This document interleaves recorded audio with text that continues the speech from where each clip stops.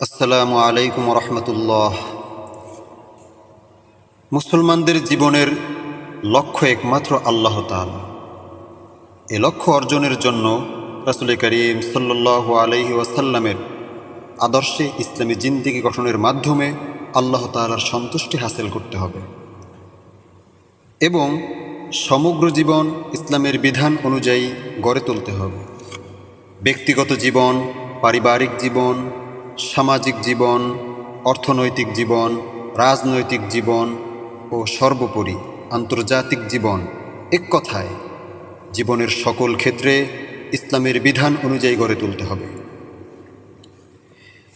এ সম্পর্কে আল্লাহ তাআলা পবিত্র কোরআনে সূরা বাকারার 208 নং আয়াতে ঘোষণা করেন, ইয়া আইয়ুহাল্লাযীনা আমানু দুখুলু ফিস-সিলমি কাফাহ ওয়া লা তাত্তাবি'উ খুতুওয়াতিশ-শাইতান ইন্নাহু লাকুম আদুউম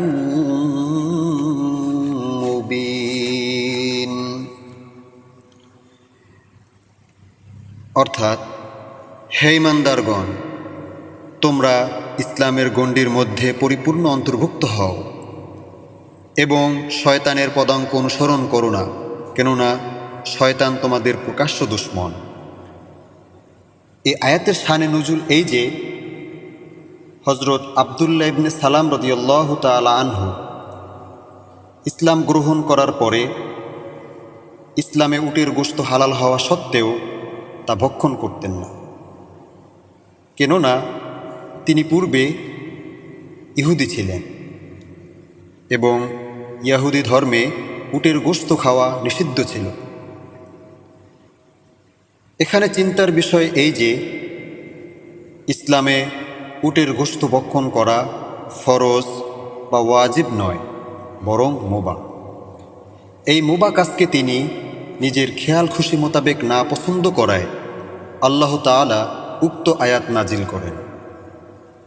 সুতরাং এই আয়াতের মর্মানুযায়ী স্পষ্ট প্রমাণিত হয় যে, শয়তান ও নফসে আম্মারার তাবেদারি করে ইসলামের হুকুম আহকাম ইচ্ছামতো আমল করলে চলবে না, বরং ঈমান, ইবাদত, আখলাক, মুআমালাত, মুআশারাত ও আদব, এক কথায় জীবনের সকল ব্যাপারে ইসলামের হুকুম আহকাম মেনে চলতে হবে।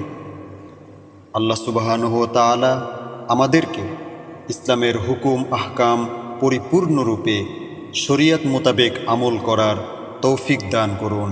আমিন।